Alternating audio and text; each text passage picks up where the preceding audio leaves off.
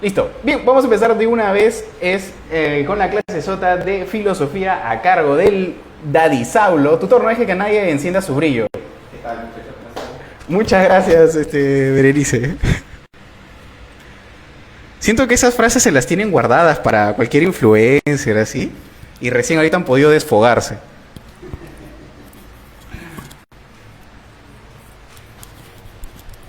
Gracias. A ver, ya llegó ya su terror, pero del micrófono. Ajá.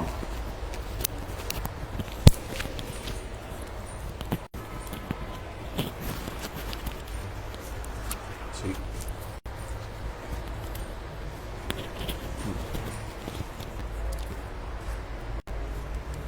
Mi cabello está más largo que sí. A ver. No me veo al espejo, muchachos. Sí, no, estoy como loco. Ahí está. Ni yo me veo. Ay, ay, ay. Llegó papá por 2 horas. Ya recargaron su premium, pues muchachos. Ya recargaron su premium. Hablamos con el coordinador, dijeron profesor, ya tenemos para poder alquilarlo 2 horas más, ¿no? Ahora sí, profe Filo. Ahora sí parece profe Filo. Sí, ya toca corte de cabello. Así es. Somos una familia extendida por 2 horas. Disfuncional nuestra familia, ¿no? Disfuncional. Ya, vamos a empezar a ver. Hoy día nos toca un tema fijo para ustedes. De hecho, en el simulacro ha venido una pregunta sobre dicho tema. Epistemología. Sí o sí suele venir una pregunta o dos de dicho tema. Vamos a ello, a ver.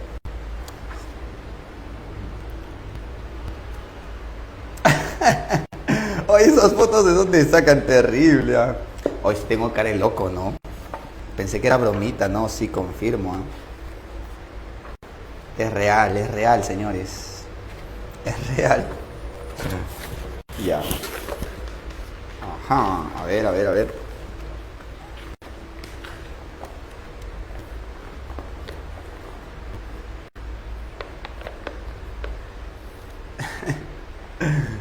Más barba y queda como Diógenes. La verdad que sí. Un poco más de barba y ya irreconocible. Los únicos que me van a reconocer son el FBI por las locuras que va a hacer. Ya. A ver, ¿qué tal están las preguntitas? Sencillas, creo yo.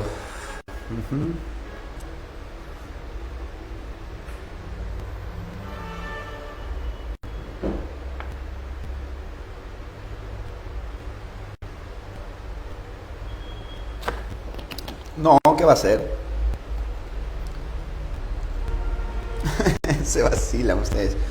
Ya, muchachos, vamos a empezar la clase de hoy. La clase de hoy tiene que ver con todo relacionado a la ciencia, epistemología. A ver, van revisando las preguntitas mientras vamos avanzando la teoría. Vamos avanzando las preguntitas mientras vamos avanzando la teoría. A ver, vamos por aquí.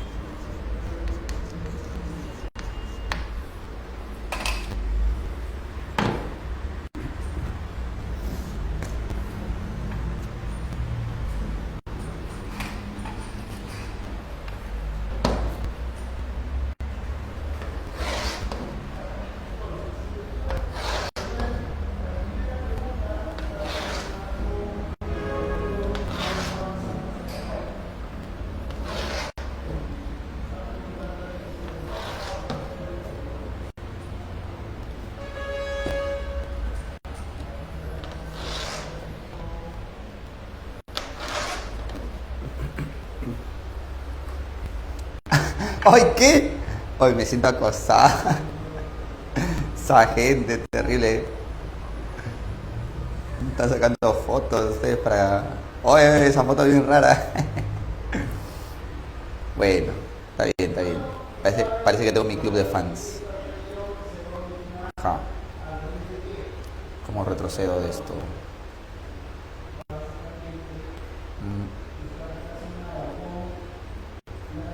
¿Qué?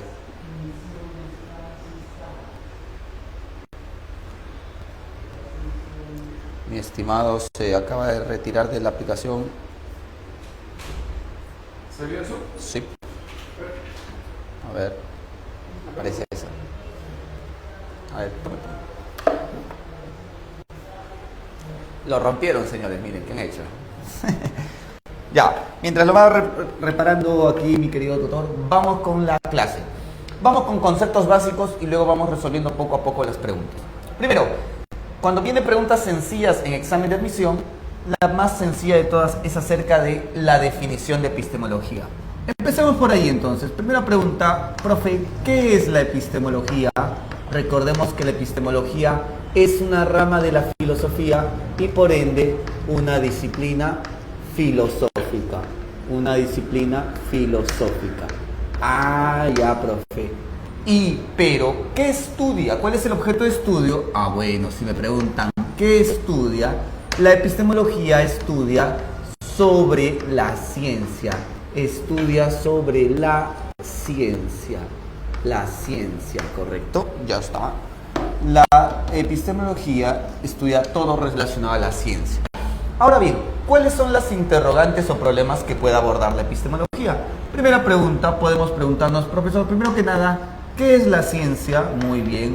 Preguntarnos por la ciencia es por preguntarnos algo o un problema epistemológico. ¿Qué más? Podemos preguntarnos acerca de cómo distinguir al conocimiento científico. Vamos a poner aquí, cómo distinguir o diferenciar, cómo diferenciar al conocimiento científico, al conocimiento o a la ciencia en otras palabras, a la ciencia. Claro, y es que no siempre podemos distinguir cuando hablamos de una teoría científica y cuando no. También podemos preguntarnos si la ciencia progresa o cuál es el método más adecuado.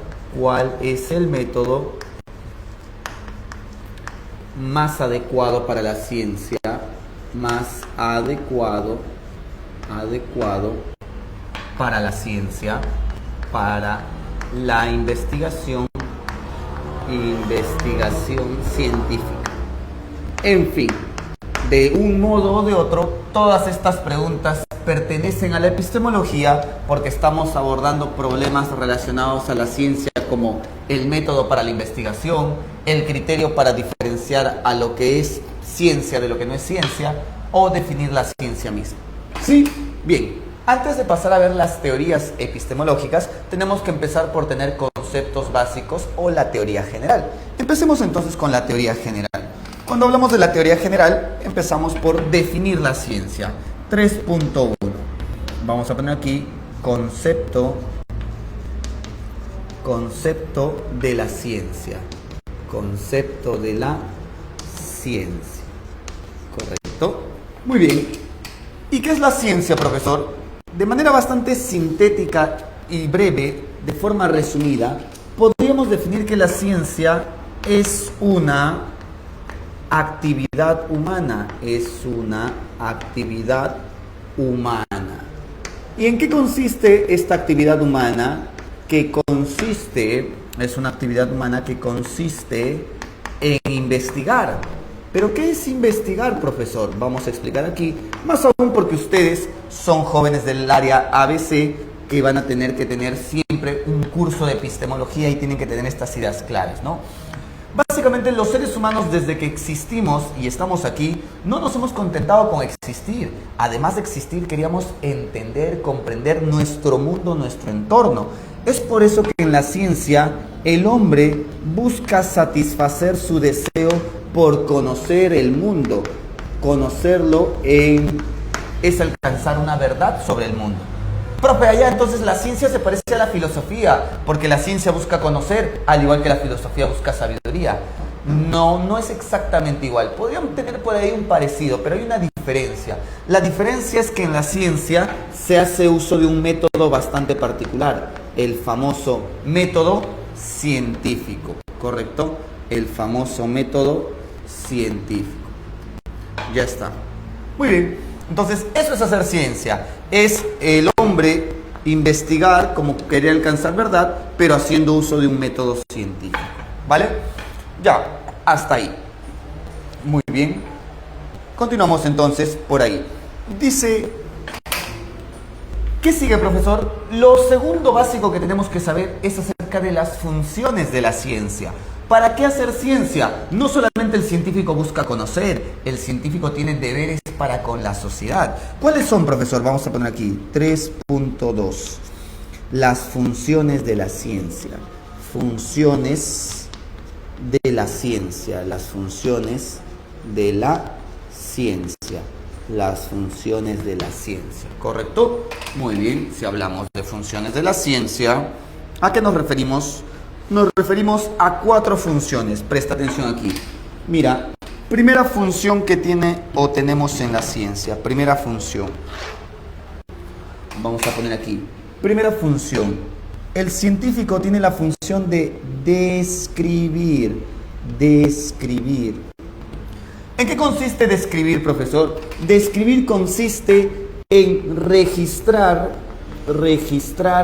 información de rasgos o características del objeto estudiado. Características del objeto estudiado. Características del objeto estudiado. Del objeto estudiado. De ahí que respondemos a preguntas como ¿qué? ¿Cómo? ¿Cuándo? ¿Y dónde? ¿Y dónde? ¿Correcto? Cada vez que respondemos a preguntas de qué, cómo, cuándo y dónde, estamos registrando información de las características de un objeto o de un fenómeno, también se le llama en epistemología. Vamos a poner un ejemplo sencillo, un ejemplo que con ustedes habíamos tocado, ¿no? Imaginemos que nosotros somos biólogos, imaginemos que vamos por la selva buscando una especie nunca antes vista ni registrada y la encontramos. Supongamos que esta especie es un ornitorrinco, supongamos que aún no se sabía de la existencia de los ornitorrincos. Al descubrir este nuevo animal, ¿qué hacemos? Empezamos por registrar sus características. El ornitorrinco tiene pico de pato, tiene cola de castor, por ahí me dijeron que tiene veneno cutáneo, es venenoso. Me dijeron que suda leche, eso sí ya no sé si está confirmado, la verdad. Creo que es más de los dibujos lo que han visto, ¿no? Sudar leche. En fin. Ese es un ejemplo de cómo el científico busca describir. Si nosotros fuéramos, por ejemplo, médicos, como médicos empezamos por también describir las características que padece un paciente, sus famosos síntomas, ¿no? El paciente presenta fiebre, el paciente presenta, no sé, pues algún tipo de alergia cutánea en la piel, etc. Eso es describir, empezar por recopilar información de rasgos o características. Muy bien, vamos con la siguiente función de la ciencia. En la ciencia no solamente se busca describir, sino también se busca explicar. ¿Y en qué consiste explicar? Explicar consiste en señalar la causa del fenómeno que sucede. Vamos a poner aquí B. Consiste en explicar. Explicar. ¿Correcto? Muy bien. ¿Y en qué consiste explicar? Explicar consiste en señalar la causa que produce el fenómeno u objeto. De ahí que explicar responde a la pregunta ¿por qué? ¿Por qué separado con tilde? ¿No? Cada vez que alguien nos pregunta por qué, nos está pidiendo que le digamos o señalemos cuál es la causa del objeto que está en cuestión. Por ejemplo, si un día vas a un lugar que te han citado y llegas tarde, te van a preguntar ¿por qué llegaste tarde? Al hacerte esa pregunta ¿por qué llegaste tarde? Te están pidiendo que señales, digas, menciones la causa que ha producido, ha generado tu tardanza. Entonces los científicos buscan explicar. ¿Cómo así, profesor? Un ejemplito. Oye, esa gente al toque, ¿no? Full Perry me han puesto. Me agradó esa foto de Perry, así con sus bracitos. Like. Ya. Entonces, un ejemplo de explicar. Por ejemplo, un día estaba yendo en un colectivo. Ustedes todavía viajan en transporte público. Yo ya no, porque no porque sea rico, sino porque demora mucho, ¿no? A veces tengo que llegar temprano. Y resulta que sube una chica llorando a mares, pues, ¿no? Y yo hice lo que todo hombre haría. Bueno, más que todo hombre, todo filósofo haría, ¿no? ¿Qué hacemos los filósofos? Nos hacemos preguntas. Entonces, mientras ella lloraba, yo me preguntaba, ¿no? ¿Qué le habrá pasado? ¿Quién inicia el día recibiendo malas noticias, llorando? Pero eso me conllevó a preguntarme otras cosas. Me pregunté, ¿por qué lloramos los seres humanos? O sea, en otras palabras, ya comprendo que los seres humanos hemos evolucionado y hemos desarrollado facultades para poder adaptarnos a las situaciones. Por ejemplo, si tenemos manos o piernas, es porque hemos tenido que escapar, huir de algún tipo de peligro en la naturaleza. Pero, ¿cuál es la causa, el motivo, la razón que ha producido el llanto? ¿Por qué lloramos? ¿Cuál es la causa de llorar? Y la conclusión a la que llegué después de leer e investigar un poco es que básicamente los seres humanos no solamente somos afectados externamente, sino también internamente. Nosotros tenemos emociones, sentimientos, pasiones, que muchas de estas no son agradables, muchas de estas son desagradables o son negativas, ¿no? Como la tristeza, el asco, ¿no? Y una de las formas que hemos encontrado para regularnos emocionalmente, que también es un cambio fisiológico, es el llanto.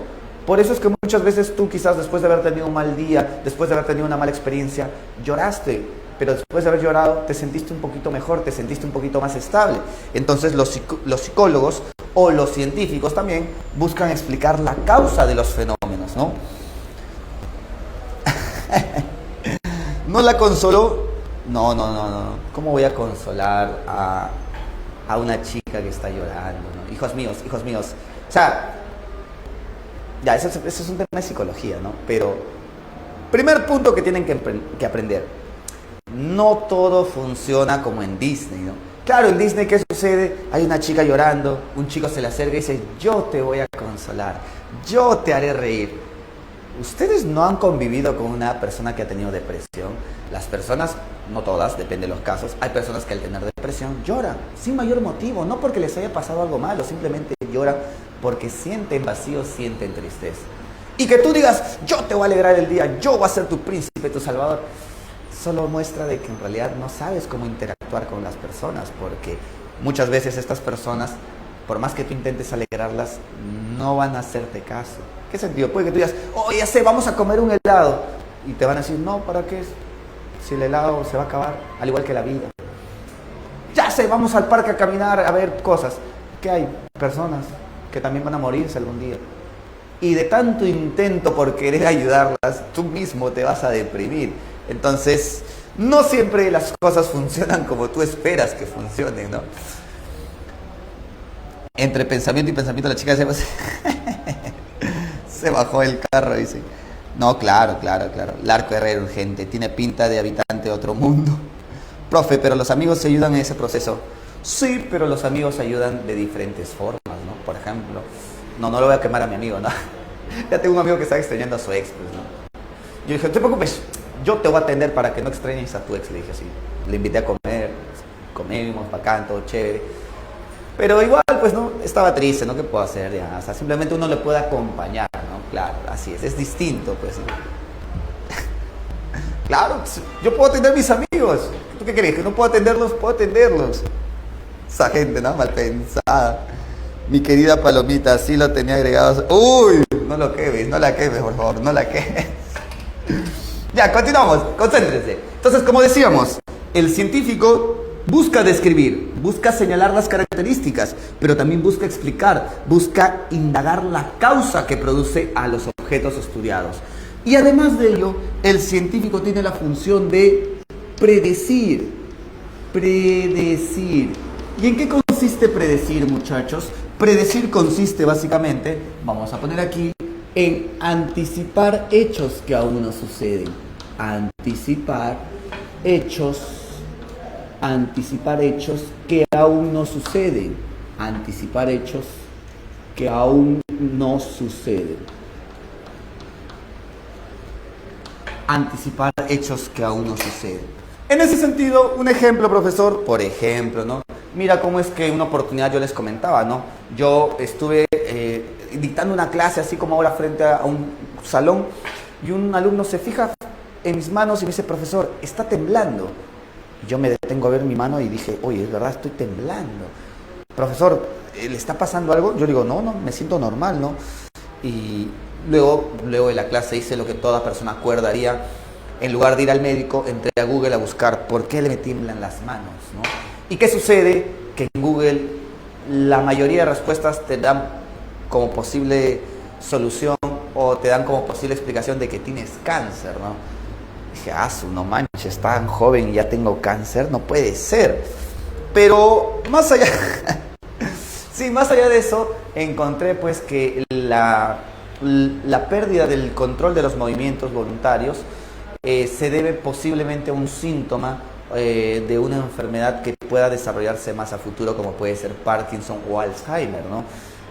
Claro, entonces en ese sentido, los científicos también tienen la función de anticipar hechos que aún no suceden, como en la medicina, a través de síntomas o rasgos que puede presentar un paciente, se puede predecir qué enfermedad puede desarrollar. Así como también los biólogos. Una vez conversando con un biólogo amigo mío de la agraria, él me decía de que cada cierto tiempo se desarrolla una epidemia o pandemia. Lo que quieren ellos es predecir más o menos cuándo será para poder anticipar ese hecho, ¿no? ¿Cómo así, profesor? Claro, la biología es muy diversa porque hay muchos tipos y formas de vida. Entonces no conocemos todos los microorganismos que existen.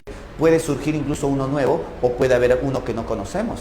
Y si esta bacteria, este virus, es altamente contagioso, infeccioso y mortal, pues inevitablemente generaría una epidemia o una pandemia. Entonces es normal, cada cierto tiempo va a ocurrir. Mira cómo es que los biólogos pueden predecir ello a partir de una función que cumplen, ¿no? Introducción a la enfermedad de Parkinson, no me digas eso. Año 2020, una nueva pandemia. 2120, descubrimos vida en el fuego del volcán. Es verdad. Se van al... Sí, también. Eso de crear armas con la ciencia es ya la otra función de la que vamos a hablar. Vamos a poner aquí la función de... la función de aplicar. ¿En qué consiste aplicar, profesor? Aplicar consiste en usar conocimientos. Aplicar consiste en usar conocimientos para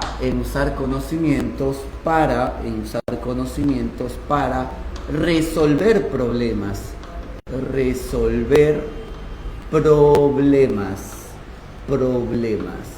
Por ejemplo, ¿no? Hay muchos chicos que vienen aquí a Grupo Ciencias y en Grupo Ciencias pues traen su almuerzo. Pero como traen su almuerzo, ustedes saben que en verano con este calor que está haciendo, tu almuerzo tiene que refrigerarse. Si no se refrigera, para el mediodía ya está fermentado o hasta vinagrado. Entonces aquí en Grupo Ciencias hay refrigeradoras o frigobares donde los alumnos guardan sus almuerzos. Pero entonces, ese es un problema que hemos resuelto si te pones a pensar. O sea que antes no existían refrigeradoras, antes no existían frigobares. ¿Y cómo hacíamos los seres humanos para poder comer? Pues teníamos que comer al instante. La comida recién preparada, recién hecha, tenía que comerse, alimentarse, ¿no? Pero ahí está el detalle. Muchas veces eso implicaba mucho esfuerzo porque muchas madres tenían que venir hasta la institución, traer los almuerzos, pérdida de tiempo, pérdida de dinero. Entonces los seres humanos, para resolver ese problema de conservar nuestros alimentos, creamos lo que llamamos una máquina que conserva los alimentos, las refrigeradoras. O sea, profesor, ¿me estás diciendo que las refrigeradoras son una forma en la que hemos aplicado nuestro conocimiento? Claro, a partir de nuestro conocimiento científico de física y química, combinado con los conocimientos que tenemos para fabricar o producir conocimientos técnicos, creamos lo que llamamos tecnología. Tecnología, ¿correcto? ¿Qué es la tecnología? Objetos producidos o fabricados a partir de conocimientos científicos en combinación con los conocimientos técnicos. ¿Me dejo entender? Es más, por ejemplo, antes para estudiar era necesario que estén en el salón de clases presencialmente, pero muchos jóvenes, por ejemplo, antes había poquitas academias, había 1 o 2 nada más. Yo recuerdo que había jóvenes que venían desde Huaral, desde Huacho, desde incluso provincia, casi 4 horas, 5 horas de viaje diaria para poder estudiar. Ahora con la virtualidad se ha podido ampliar más la educación a distancia. Hay jóvenes que incluso desde provincia están inscritos en el ciclo y ya pueden prepararse, ¿no? Entonces, mira cómo es que la tecnología busca resolver problemas y es una forma en la que nosotros aplicamos nuestro conocimiento. Cabe recalcar de que no siempre las aplicaciones son favorables, pero al menos desde el lado de los científicos, en teoría, los científicos no buscan hacer daño a la humanidad. Los que muchas veces han empleado de forma inadecuada los conocimientos científicos para crear armas o de manera perjudicial a la humanidad han usado la ciencia, han sido más que nada gobiernos, instituciones o representantes políticos, ¿no? Muy bien, hasta ahí. ¿Se entiende? ¿Se entiende? ¿Se entiende? Sí, ya está. Todo es oscuro, tan oscuro que ya empezamos a ver bien en la oscuridad, que no nos damos cuenta que todo es oscuro. Karel, ¿en qué estás, Karel?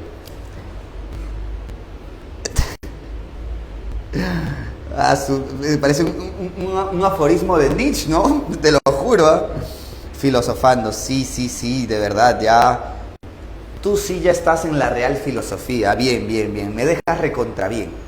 Pero vamos a concentrarnos, a ver, dice pregunta 1. Un cardiólogo... ¡Ay, qué es eso! Tengo miedo, señores. Ya, continuamos. Un cardiólogo tiene una paciente con endocarditis bacteriana, una enfermedad que generalmente se da por la presencia de viridans o microaéofilos en el torrente sanguíneo y que posteriormente infectan las válvulas del corazón. El médico encargado trata tal enfermedad recetando altas dosis de antibióticos por vía intravenosa. Enfermedad tratada en dosis como cloxacilina y ceftriaxona, y en algunos casos requiere intervención quirúrgica. De lo anterior podemos afirmar con la confianza del especialista encargado para la cura de letal enfermedad se basa en... ¿Qué marcarían ahí? A ver, ¿qué marcarían? Por ahí no tiene el PDF de las preguntas. Ya te compartieron. Bien. Ya, ¿qué marcarían en la preguntita 1, muchachos?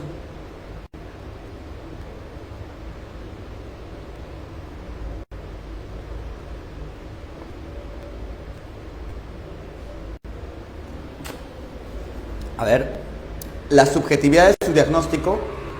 No, porque la ciencia no busca ser subjetiva. La ciencia busca ser objetiva.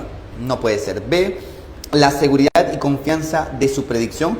Podría ser, porque claro, dice ahí, una vez que el médico hace el diagnóstico, diagnosticar quiere decir encuentra la causa de la enfermedad, el médico encargado trata tal enfermedad recetando altas dosis de antibióticos por vía intravenosa como cloxacilina y ceftriaxona, y en algunos casos requiere intervención quirúrgica. O sea, la pregunta es, ¿cómo es que el médico sabe que los medicamentos que le está brindando a la paciente o al paciente va a curar su enfermedad? ¿Cómo se atreve a predecir de esa manera? Porque previamente ha probado lo mismo en otros casos o hay investigaciones que demuestran que para esos casos es recomendable dicho tipo de medicamentos y funciona. O sea que hay un nivel de predicción ahí. Claro, pero puede ser otra clave. Vamos a ver.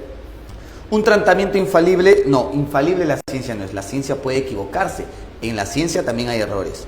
Tener un diagnóstico de su respaldo. No, más que la D, la clave parece ser la B aquí.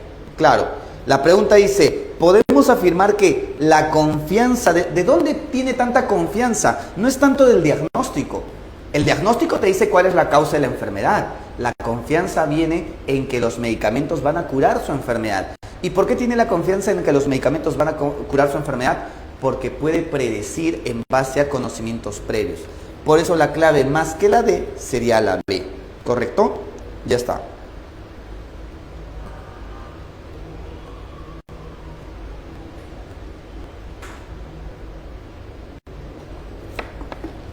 Muy bien. Vamos con la pregunta 2. Hasta el siglo XIX, diversos científicos creían que los seres vivos podían surgir de la materia inerte de forma espontánea. La teoría de Aristóteles, ¿no? La generación espontánea de la vida.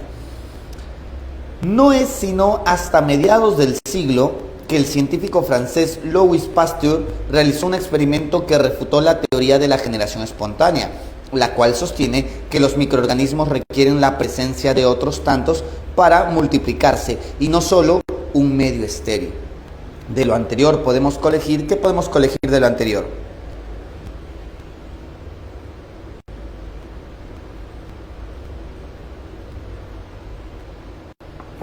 Casita dice, se presenta una ejemplificación de la falibilidad que caracteriza a la ciencia. ¿Ya? Sí, yo creo que sí, la C es la mejor. Vamos a explicar por qué, ¿ya? Muy bien, eso ya nos conlleva hablar de las características de la ciencia. Vamos a poner aquí 3.3, características de la ciencia. 3.3, características de la ciencia. Muy bien, ¿cuáles son las características de la ciencia? Vamos a mencionar aquí las más comunes y vamos a explicar las que te piden las preguntas, ¿no? La ciencia, por ejemplo, se caracteriza por tener objetividad. ¿En qué consiste la objetividad, profesor? En palabras sencillas, la objetividad consiste en buscar conocer el objeto tal como es. Buscar conocer el objeto tal como es. Tal como es quiere decir sin alterarlo o distorsionarlo. En ese sentido, buscamos conocer dejando de lado nuestros prejuicios, porque nuestros prejuicios pueden alterar el objeto que queremos conocer. ¿Qué más? ¿Qué otra característica tiene la ciencia? La ciencia es selectiva o también llamada regional. ¿En qué sentido la ciencia es selectivo regional? Selectivo regional porque el científico elige su respectivo objeto de estudio, ¿correcto? O sea que el científico no lo estudia todo de manera simultánea, sino que elige su objeto a estudiar. Un ejemplo, profesor, mira, si tú quisieras estudiar el movimiento de los cuerpos, la caída de los cuerpos, todos esos fenómenos corresponden a la física. Pero si a ti te interesan los cambios de la constitución de la materia o la estructura interna de los objetos, eso ya corresponde a los fenómenos químicos. Y eso ya es otra ciencia. O sea que, profesor, ¿el científico no lo puede explicar todo? No. Cada científico elige y se especializa en estudiar un objeto particular de toda la realidad. En ese sentido, a eso se le llama ser selectivo o ser regional. Estudias un objeto seleccionado, estudias una región, una parte de la realidad. Nada más. ¿Qué más? Otra característica de la ciencia es racional. ¿Por qué la ciencia es racional? Porque en la ciencia buscamos, vamos a poner aquí, buscamos demostrar mediante argumentos racionales. Busca justificar sus teorías mediante argumentos racionales. Claro, y es que en la filosofía, en la religión, muchas veces la verdad se impone. Básicamente en la religión alguien te dice, oye, esto es de este modo, y tú simplemente tienes que aceptarlo, tú simplemente tienes que asumirlo. En cambio en la ciencia no. Para que tú aceptes una idea, te tienen que demostrar y convencer de que es así. Por ejemplo, ese es el caso de Roberto Koch. Roberto Koch fue un médico del siglo XIX quien proponía de que las personas se enferman porque hay pequeños animalitos que se meten a tu cuerpo, invaden todo tu cuerpo y al invadirlo empiezan a alterar su funcionamiento adecuado. Entonces, no le creían al principio porque dijeron, ya quemaste, Roberto Koch. Roberto Koch tuvo que hacer diversas investigaciones, experimentos, pruebas y ensayos para llegar a demostrar con pruebas y también argumentos racionales de que estos microorganismos, estos gérmenes existían y serán llamados posteriormente bacterias. O sea que en la ciencia uno, para demostrar a los demás, no les impone, sino que los busca convencer, y para convencer usamos argumentos racionales. Ese es el carácter racional de la ciencia. ¿Qué más? Una característica que se ha incorporado en el simulacro anterior de San Marcos. ¿Cuál ha sido el simulacro anterior? Aquel que decía el carácter público de la ciencia. La ciencia tiene carácter público. ¿Cómo así, profesor? Piénsalo. Cuando decimos público, quiere decir que está abierta a la participación de las personas. La ciencia no es exclusiva o sectaria, que solo un sector o una parte de las personas pueden hacer. No. La ciencia es una empresa abierta de la cual todos pueden participar. Incluso tú, piénsalo. Cuando tú estabas en el colegio, participaste de una feria de ciencias. ¿Qué hiciste? Fuiste a Google, tecleaste ahí experimentos científicos y te salió toda una lista, ¿no? Y tú veías cuál de esos experimentos hacer y replicar. Estabas participando de la ciencia. En ese sentido, no hay exclusión, no hay hermetismo o conocimiento cerrado. Toda investigación produce conocimientos y esos conocimientos se difunden en la sociedad. En ese sentido, la ciencia tiene carácter público porque está abierta a la participación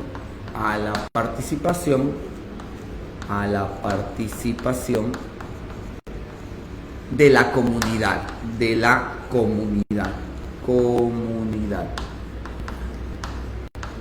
Ya está. ¿Qué más? Otro rasgo de la ciencia tiene el carácter falible.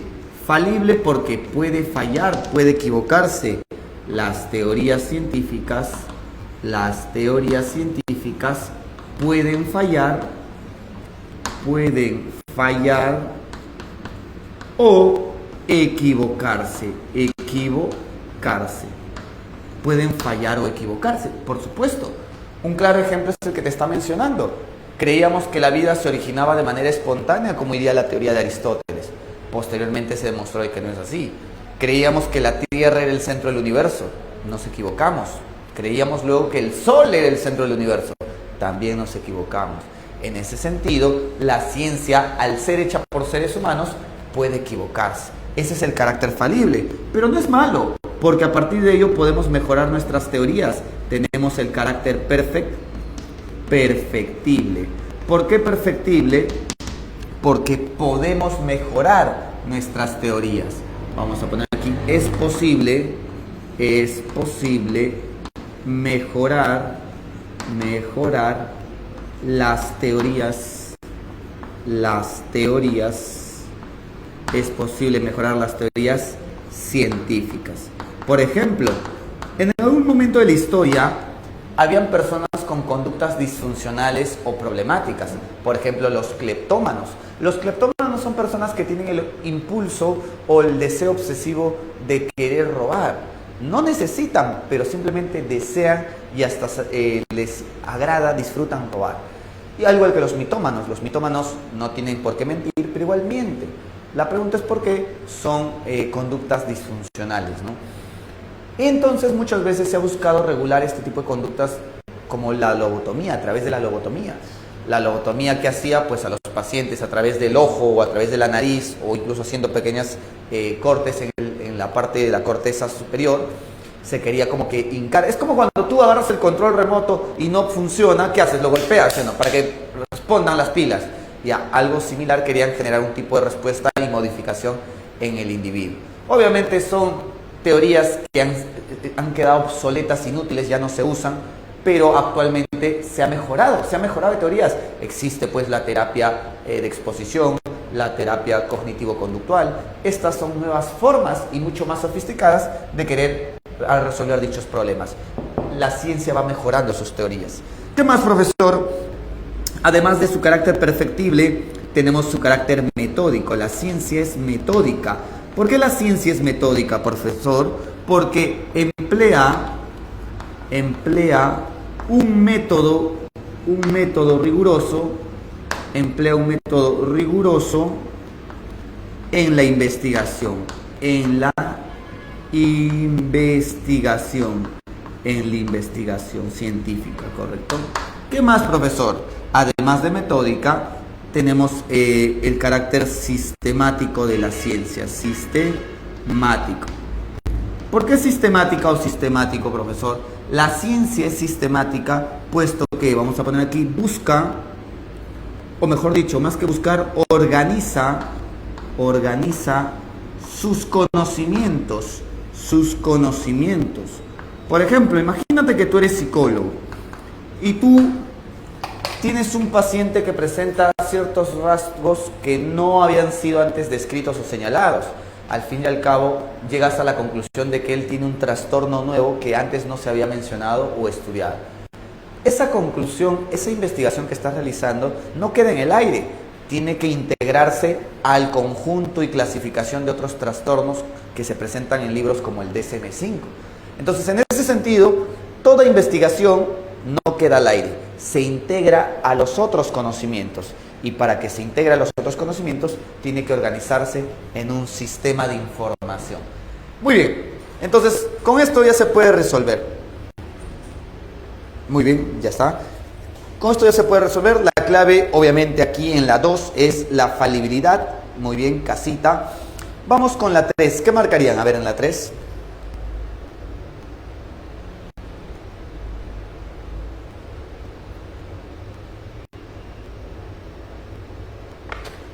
Avioncito. A ver. Cuando un economista afirma que el aumento generalizado de los precios de bienes y servicios se ha producido por la elevada imprecisión de circulación del dinero. Claro, si hablamos de un efecto que se produce por otro hecho como causa, es una explicación, señalar la causa por la cual sucede un fenómeno. Luego dice, y que las consecuencias que aquello traería para la economía sería una disminución. Claro, aún no sucede eso, pero ya se está dando la capacidad de predecir qué va a pasar cuando suceda. Es predicción. Avioncito, muy bien. Vamos con la pregunta 4. A ver qué marcarían en la pregunta 4.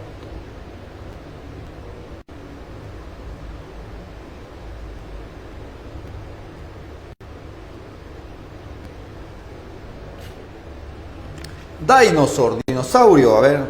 Dinosaurio, dices. Ya, bien, ¿ah? Delfín.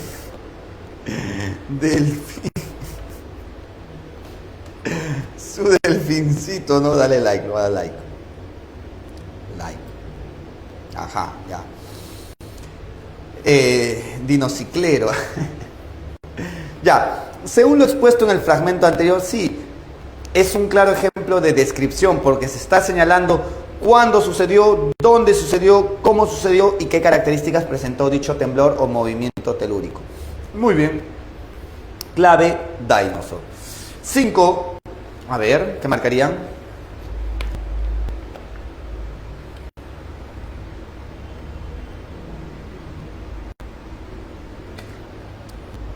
Abeja.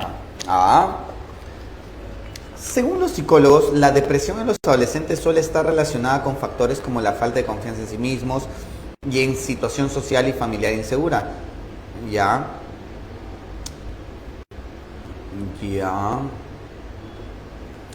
Pero, a ver, explicación.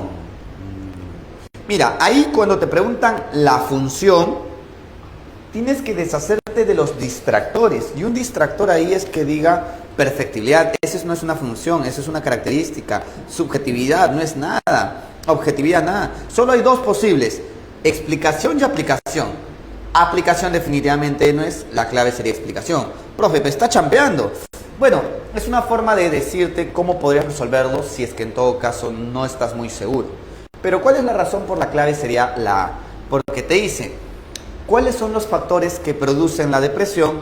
Está relacionado con la falta de confianza en uno mismo, baja autoestima, está relacionado a una situación social o familiar insegura, no hay una adecuada valoración, no hay un adecuado respeto al individuo de parte de la familia o grupo social.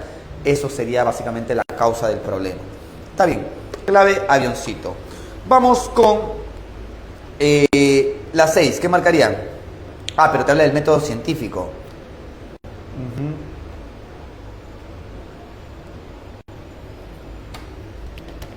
Vamos con el método científico para avanzar. A ver, vamos con el método científico. Vamos a hablar del método científico. Aquí.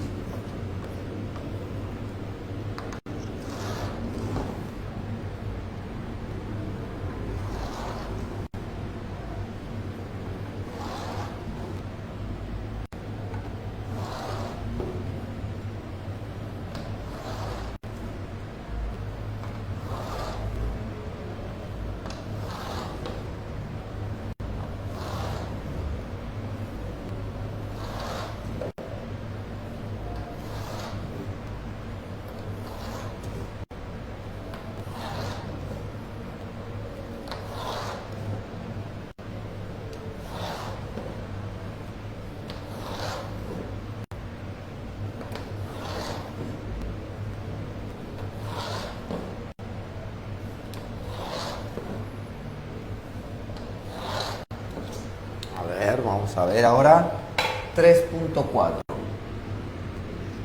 Hablamos de el método científico. El método científico. El método científico. ¿Ya? Vamos a poner aquí. ¿Cuál será la diferencia? Ya. La diferencia en el método científico es la siguiente. Mira bien, mira aquí. Cuando hablamos del método científico, primero tenemos que entender que es un procedimiento, es un conjunto de pasos. Es un conjunto de pasos. Así es un procedimiento en otras palabras. Pero no es cualquier conjunto de pasos o procedimiento. Es un conjunto de pasos rigurosos o precisos. O sea que si no los cumplimos, no hay garantía de nuestra investigación o los resultados. Un ejemplo, profesor, ¿a qué se refiere? Vamos a poner un ejemplo. En una oportunidad, conversando con un amigo mío que es de la carrera de química, a veces nos molestan pues a nosotros, a los de letras. Dicen, no, ustedes se la llevan fácil, ¿no? ¿Qué es su examen? Escribir en un papel, ¿qué es eso? Nos dicen. Y bueno, bromeando, yo le digo, oye, pero ¿cuál ha sido tu examen más complicado que recuerdes? Le digo así. Y él me dice, mira, la verdad, los exámenes que más me hacían un dolor de cabeza eran los de laboratorio. ¿Por qué? Le digo, porque a veces no dependía ya de nuestros conocimientos. Yo podía conocer muy bien cuál era el procedimiento, pero si por A o B, al momento de hacer el experimento, la prueba o el ensayo, nos equivocábamos en medir, en pesar, en calcular algo, o le echábamos más o menos de algún tipo de sustancia a la prueba, el resultado no salía. No salía como se esperaba. Y a veces el doctor estaba viendo tu prueba, entonces no salía, estás jalado, te decía. Así de fuerte era la situación a veces. Entonces, ese es el carácter más importante de la ciencia. En la ciencia, este conjunto de pasos, este procedimiento, no es algo que se deba tomar a la ligera, es algo que en realidad es muy importante para la investigación. Y por ende, es necesario de que lo tomes en consideración el carácter riguroso de la ciencia, ¿correcto? ¿Qué quiere decir riguroso? Que no podemos tomarlo a la ligera, tenemos que ser bastante exactos o precisos al momento de ejecutarlo. Bien, vamos a mencionar cuáles son los pasos del método científico. Ojo, cabe recalcar que este método aplica para la ciencia en general. ¿Por qué digo esto? Porque ustedes llevan en biología también un tema llamado del método en la biología. Y ahí hablan de la observación y los otros pasos, ¿no? Pero eso solo se aplica para la biología o la ciencia natural.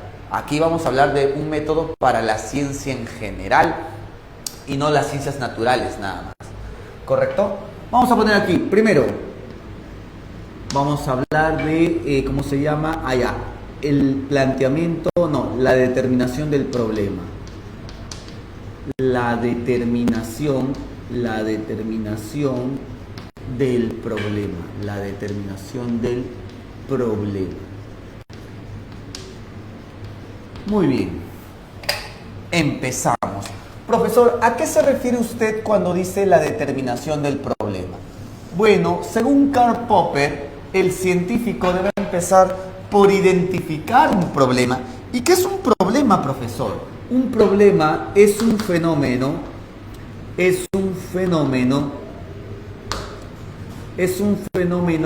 que no coincide o que no concuerda con la teoría, que tenemos. Por ejemplo, vamos a poner aquí un ejemplo. Mire, cuando hablamos en teoría general, ¿qué es lo que necesitamos nosotros para poder, o qué necesita una planta para poder subsistir, sobrevivir? Pensamos, primero que nada, en un recurso vital, el agua, profesor. Las plantas necesitan de agua, muy bien. ¿Qué más? Las plantas necesitan de luz, profesor. La luz es indispensable para su crecimiento y desarrollo. ¿Qué más? Las plantas, además de agua y luz, profesor, necesitan, podemos decir, agua y luz. El factor del sustrato, la tierra, el suelo, etc. Son factores un tanto secundarios. Pero ¿por qué te digo todo esto? Porque esa es la teoría general que tenemos. ¿Qué pasaría si un día, no sé, te vas de viaje, de paseo a un lugar, un desierto? Por ejemplo, hay algunos desiertos aquí en Perú. Y hay una cueva ahí como parte del desierto. Tú te metes a la cueva y sorprendentemente encuentras plantas dentro de la cueva. Un lugar arenoso, árido, pero con plantas. Entonces esto es algo a lo que vamos a llamar problema. ¿Por qué es un problema? Porque no concuerda con la teoría. ¿Cómo es posible que estas plantas estén en el desierto sin agua y segundo, estén dentro de una cueva sin estar expuestas a la luz? Entonces, ¿cómo es que sobreviven? Por eso es un problema, porque este fenómeno no concuerda o contradice a la teoría que tenemos. Y la investigación parte por encontrar esos problemas o fenómenos que no coinciden con la teoría. Ya, profe, ¿qué pasa cuando nosotros nos damos cuenta de que no concuerda? Esto nos conlleva al segundo paso del método científico. El segundo paso del método científico es el planteamiento de la hipótesis. El planteamiento de la hipótesis. ¿Qué es el planteamiento de la hipótesis, profesor? La hipótesis se va a entender como una idea provisional. No es una verdad, es simplemente una idea provisional. Vamos a poner aquí, la hipótesis es una idea provisional a la que llamaremos suposición. Será una suposición. ¿Y por qué, profesor? Porque yo voy a suponer esta idea para poder explicar el problema. Va a ser una idea provisional como posible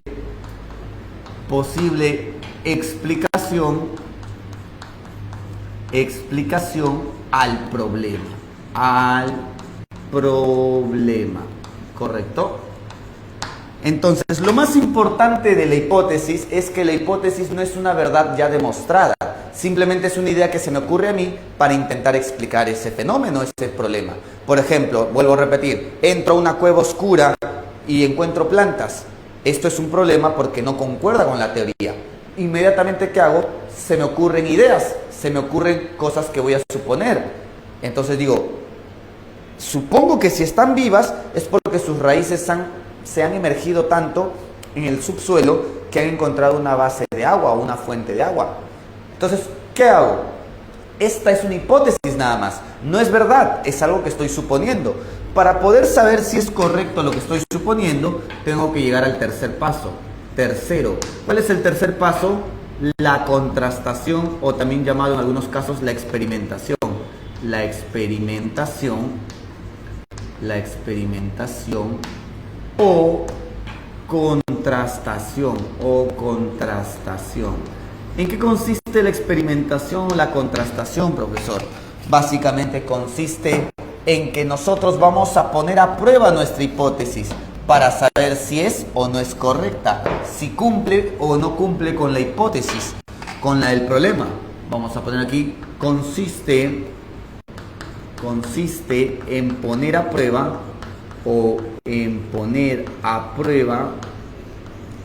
nuestras consiste en poner a prueba nuestras hipótesis. ¿Y cómo las ponemos a pruebas? Hipótesis mediante ¿qué? Mediante pruebas o ensayos. O experimentos también, como quieras. ¿Ya? Muy bien. Entonces, ¿qué hacemos para poner a prueba nuestra hipótesis? Escarbamos, tratamos de ver hasta dónde se sumergen las raíces y ver si encontramos una fuente de agua o humedad o no. Profe, ¿qué pasaría si escarbando llegamos a obtener la información de que sus raíces sí establecen algún punto de conexión con una fuente de agua o humedad? Bueno, esa información que estamos obteniendo nos conlleva al cuarto paso, el análisis de datos. ¿En qué consiste el análisis de datos, profesor? El análisis de datos. En el análisis de datos vamos a comparar. ¿Qué vamos a comparar, profe? Vamos a comparar, en el análisis de datos, vamos a, primero, recopilar información de las pruebas o ensayos, recopilar información para comparar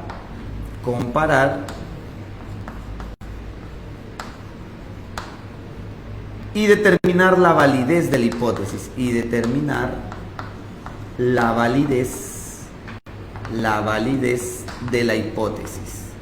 de la hipótesis. ¿Cómo así? Básicamente, si al realizar la excavación encuentro de que la raíz sí tiene como fuente una agua subterránea o humedad, entonces gracias a esa información yo lo comparo mi hipótesis y me doy cuenta de que sí era correcta como yo pensaba. Entonces mi hipótesis se vuelve válida, se vuelve un conocimiento científico. Profe, pero ¿qué pasaría si tú escarbas y te das cuenta de que las raíces no conllevan a ninguna fuente de humedad o agua? Entonces mi hipótesis que yo estaba suponiendo no es válida. La descarto y presento una nueva hipótesis buscando ponerla a prueba hasta poder explicar el problema. Eso es investigar. Investigar, en otras palabras, es encontrar problemas e intentar explicarlos. Pero ese proceso de explicación implica pues el planteamiento de hipótesis y su sometimiento a prueba, ¿no? Muy bien, ese es el método científico. Clave, ¿cuál serían las 6? Napa freática. A ver, el método científico ha sido el centro de reflexión en parte de diversos epistemólogos, ya que ese ejemplo es, por ejemplo, fundamental para la distinción entre ciencia y pseudociencia. En ese sentido, gran parte de expertos coinciden en que la hipótesis es el elemento central del método científico. Aquella puede ser considerada, ¿cómo se considera? Claro, una solución posible o tentativa, pero también provisional ante un problema. Barquito. Vamos con la pregunta 7. A ver, muchachos, pregunta 7. La idea de relatividad de Einstein supuso una revolución en la física, ya que cuestionó la idea newtoniana de que el espacio y el tiempo son absolutos y separados. En su lugar, Einstein introdujo la idea de que el espacio y el tiempo están relacionados entre sí.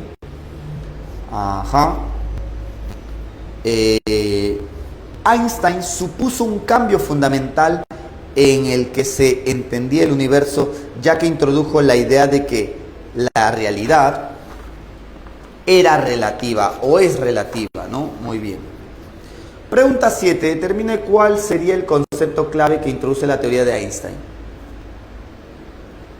Casita, conejo, dicen por ahí. A ver, la idea de que la realidad depende del observador por ser relativa. Ya, puede ser la idea de que el espacio y el tiempo pueden ser entendidos como... No, objetiva no. Al contrario, depende del individuo. La idea de gravedad es absoluta. No. Esa idea de que el espacio y el tiempo son absolutos es de Newton, no de Einstein. La única clave sería la C, al parecer. La idea es casi siempre absoluto, aunque también relativo. No. La idea de espacio es absoluto. No, la única clave es la C. Está bien. Casita. Cefalópodo. Sacaré. Ya. Vamos con la 8. teniendo en cuenta la lectura anterior, se puede colegir que para Newton, a ver, si Einstein propone una teoría novedosa, porque su teoría propone que las ideas, el espacio y el tiempo son relativos, podemos inferir que antes la teoría de Newton sostenía de que no eran relativos, sino eran absolutos o universales. El espacio y el tiempo pueden ser entendidos como entes absolutos, pero relacionados en dependencia. Sí, yo creo que sí. A ver, viendo mejor. No, la gravedad es una curvatura. No, está bien, la clave es la E. Enanex. Enanito. Dado, no, no puede ser. Porque acá no hablamos de la realidad, hablamos solamente del espacio y el tiempo. Así que cuando hablamos de la realidad ya escapa a la lectura del texto, ¿sí? Pero claro, la idea es...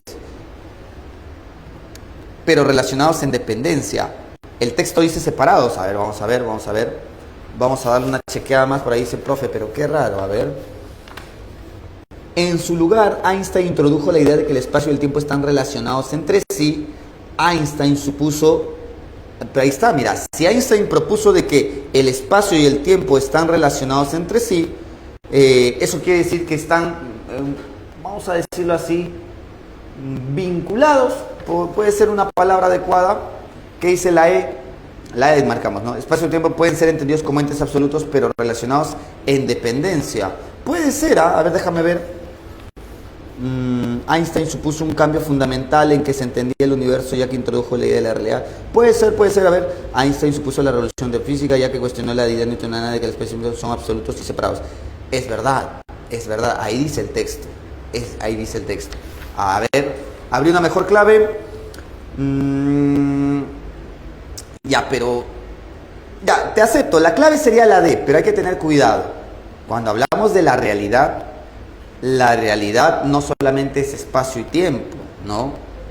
Pero sí, el problema con la E no podría ser la E porque estaría contradiciendo el texto, más que nada por esa última parte donde dice que están relacionados en dependencia. Así es, eso es de Einstein, no de Newton. Entonces la única clave posible sería la D de dadito, ¿sí? Pero ya saben, hay que tener cuidado con la palabra realidad. Vamos con la 9. A ver, teniendo en cuenta el caso anterior, ¿dónde podría clasificarse a la medicina según Mario Bunge? Ya, esto nos conlleva a hablar de la clasificación de las ciencias. Vamos a poner aquí la clasificación de las ciencias, 3.5. La clasificación de la ciencia. Muy bien, cuando hablamos de la clasificación de la ciencia, muchachos, hay dos formas de clasificar a la ciencia. La ciencia se clasifica según su función o según su objeto de estudio. Vamos a ver aquí cada una de ellas respectivamente. Primero, vamos a ver la clasificación de las ciencias según su función. ¿Vale? Muy bien, según su función. Hablando de la ciencia según su función, estas se van a clasificar en dos tipos. Vamos a hablar de las ciencias, ¿cómo se le llama? Teóricas. Y vamos a hablar de las ciencias prácticas.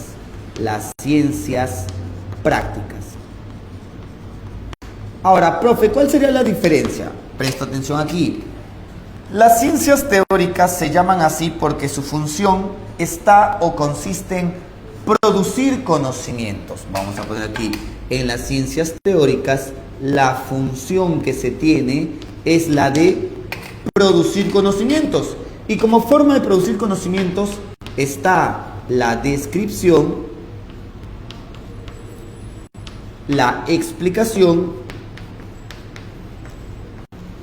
y la predicción. Predecir. ¿Ya? Ahora, ¿qué ciencias tienen esta función? Vamos a poner aquí ejemplo de ciencias teóricas. Aquí tenemos a las ciencias formales y tenemos a las ciencias fácticas. Ya, profesor. Ahí vamos a ver qué son ciencias formales, qué son ciencias fácticas. Es una breve distinción nada más. ¿Ya? Ya, profe, pero ¿qué más? Además de las ciencias teóricas, están las ciencias fácticas. ¿Y cuáles son las ciencias fácticas? Prácticas, la palabra es prácticas. Las ciencias prácticas son aquellas ciencias que tienen la función de usar los conocimientos para resolver problemas. O sea, profesor, me estás diciendo que la función de las ciencias prácticas, es la aplicación de los conocimientos. Sí. Un ejemplo, aquí los médicos son un claro ejemplo, la medicina. Porque en la medicina no se busca conocer los fenómenos físicos químicos, no se busca conocer la anatomía. Eso ya se estudia en la biología y en otras ciencias. En la medicina se quiere más que nada resolver los problemas o los malestares de salud. O sea que es una ciencia que tiene la función principal de aplicar y resolver problemas. Otro ejemplo, la ingeniería. Ya está. Muy bien, son ciencias prácticas. Entonces, clave, cariñito, dicen, a ver, dentro de las ciencias aplicadas porque utilizan aportes teóricos para resolver problemas. Muy bien, ya está. Chipi, mi profe, oye, ¿esa va para mí o para la alternativa? ¿Cómo es? Ya, vamos, continuamos. Chipi, mi profe. Hábil, ¿te crees, no? Alessandra Montoro todavía. ¿Qué tal apellido? Hasta me da miedo. Depende de cómo lo tome. Yo no lo tomo. Así que no. Ya, avioncito, ya, muy bien. Vamos por aquí. Chats, ya. Donde está es del agucho, pero no le hagan caso. Lo bebe que es diferente. No sé quién sea del Agustino, la verdad. No sé qué se está refiriendo. Esa gente terrible. Chipi, mi profe. Ella sabe cosas. Oye, no, ¿qué hablas? No, malcriados, ¿no? Lo bebe que es diferente. Terrible esa gente. Ya, vamos con la preguntita 10, muchachos. Sí, la clave sería casita en la 9. Ya nos falta poco, ya terminamos ya. Vamos con la 10. A ver, ¿qué marcarían en la 10?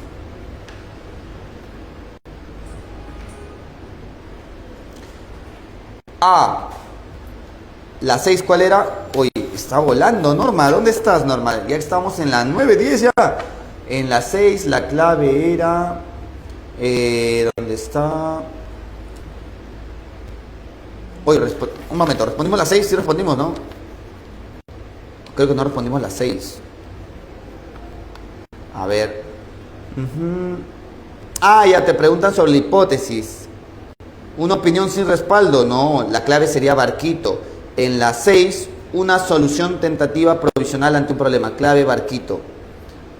En la 6 es barquito, señores. Ahí su compañera Rebeca igualmente va a enviar las claves al final, dice. Así es, gracias por el apoyo, Rebeca. Tú sí, tú sí. Vamos con la 10. A ver, después de haber sido engañada, oye, mira, tu caso, por su tercera enamorada, su madre. Terrible lo que está pasando. Ya, hasta a mí me dolió, tercera vez. ¿Qué? Es engañado por tercera vez. Ese sujeto ya no aprende, ya. El error ya no lo está cometiendo la otra persona, ¿no? Es el sujeto, ya. Tu caso, mira, tu caso, la tercera es la vencida. Bueno, como dicen, ¿no? Lo que no mata te hace más fuerte. Por eso tú eres alguien muy fuerte, ¿ya ves? Muy bien, muy bien. Todos son iguales. Nadie habló de hombres, por si acaso, ¿ah? Pero bueno, aquí el texto dice, María, ya había leído completo la pregunta. María afirma, todos los hombres son infieles. Oye, mira, tu caso. Son igual de mentirosos todos. Yo no sé quién habrá hecho esta pregunta, pero tengo hipótesis de quién pudo haberlo hecho. ¿No habrá alguna María acá? ¿Para quién fue la bala? Esa bala fue para alguien, ¿eh? Ya. Sí, ahí está. Flor de María Santos. ¿Eso es tu nombre? Flor de María Santos. Ya, nombre de telenovela mexicana tiene. La Miss de Lenguaje lo hizo. ¿Qué así para hablar de la Miss de Lenguaje? Oye, no creo, la profesora, ¿cómo se llama la profesora? Anabel Pitusa, no creo, ¿ah? Sí, dicen. Ya. Vamos con la 10. Después de haber sido engañada por su tercer enamorado, María afirma: todos los hombres son infieles, son igual de mentirosos. Julia, su amiga y compañera de aula, secunda, o sea, concuerda con ella. Aquel enunciado, después de esa o esta última, también ha sido engañada por sus exparejas. Mira, entre personas engañadas se juntan, ¿no? Es la muñeca Anabel. Suena terrible cuando lo lee de esa forma, profe. Entre ser batillas. ¿Cómo la queman? Ya, bueno. Dice ahí la pregunta. Ante ello, podemos decir que sostener tal afirmación implica en la epistemología, o sea, sostener que porque a mí me ha pasado varias experiencias y de ahí generalizo, eso es una forma de usar la inducción. Partiendo de casos particulares, generalizo. Juan me engañó, Miguel me engañó, Andrés me engañó. Por lo tanto, todos los hombres son mentirosos e infieles. Es una forma de inducción o generalización. Y más aún, si su amiga confirma esto porque a ella también le pasó, o sea, están tratando de construir conocimientos a partir de experiencias personales y generalizaciones o inducciones. ¿Quién fue la corriente epistemológica que promovía este tipo de enfoque? El neopositivismo. ¿Qué marcarían?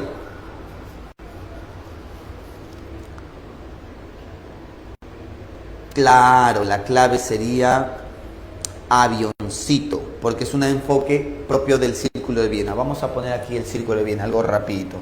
Ya nos están preguntando sobre 4 teorías epistemológicas. 4. Están preguntando sobre teorías epistemológicas.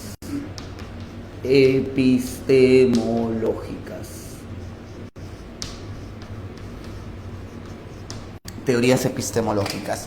Y dentro de las teorías epistemológicas está el neopositivismo.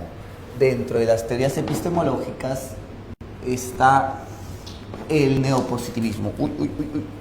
Ya, el neopositivismo. ¿Qué proponía el neopositivismo, profesor? Vamos a señalar aquí 2 características del neopositivismo. El neopositivismo. Ahora, te doy un datito, ya te lo había mencionado ya, pero te lo menciono otra vez. Puede venirte otros nombres. Si ustedes han ido al simulacro de la Universidad San Marcos, a veces San Marcos no pregunta cosas difíciles, pero suelen despistar al estudiante porque usan palabras equivalentes, sinónimos, ¿no? Puede venirte la frase neopositivismo, también puede venirte su sinónimo empirismo lógico, positivismo lógico o neoempirismo. Cualquiera de esos 4 nombres es válido. Ahora, ¿quién representó al neopositivismo? ¿Quién fue el filósofo o el conjunto de filósofos epistemólogos que representan al neopositivismo? Se llama el Círculo de Viena. El Círculo de Viena, ¿correcto? Ya está, el Círculo de Viena. Bien, ahora, ¿qué proponía el Círculo de Viena? Primero, el Círculo de Viena proponía, respecto al problema de la demarcación, proponían que la ciencia se diferencia por el carácter de verificación. Todo lo que puede verificarse a través de la experiencia es científico y lo que no puede verificarse no es científico. A ver, profesor, un ejemplito sencillo. Imagínate que tú encuentras un libro. Dicho libro dice ser un libro de conocimientos científicos. ¿Cómo sabes si es o no es científico? Ellos te van a decir fácil. Si se puede verificar, es científico. Profe, y si no se puede verificar, conclusión, no es científico. Eso es lo que proponen en la demarcación. Demarcación significa delimitación. Buscan diferenciar y delimitar el campo de la ciencia. ¿Qué más? Respecto a la metodología, el problema de la metodología. ¿Qué proponen respecto a la metodología? Metodología. Sobre la metodología o el método más adecuado para la investigación, proponen la inducción. ¿Correcto? Muy bien. La inducción se entiende como el razonamiento lógico donde vamos de casos particulares y generalizamos a leyes generales, ¿no? ¿Qué más? Respecto a la metafísica, ¿qué proponen respecto a la metafísica? Ellos están a favor o en contra de la metafísica. Ellos rechazan la metafísica. Rechazan la metafísica.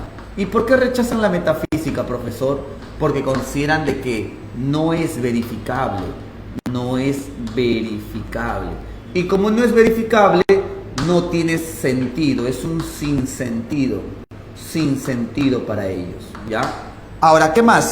Para ellos, ¿cómo mejora la ciencia? ¿Cuál es el progreso de nuestros conocimientos científicos? El progreso depende de la acumulación de casos confirmados. A eso se le va a llamar un proceso de acumulación. Mientras más casos confirmados acumulemos, más mejorarán nuestras teorías. Bien, más mejor iba a decir, ¿no? Más mejor. Ya, no, más van a mejorar nuestras teorías. 2. Hablemos ahora del falsacionismo. El falsacionismo. Cuando hablamos del falsacionismo, también puede poner San Marcos otros nombres. Mire, escúchame bien. Se le puede llamar falsacionismo, refutacionismo o racionalismo crítico. Cualquiera de esos tres nombres es válido cuando hablamos de la teoría o de la filosofía de Thomas Kuhn.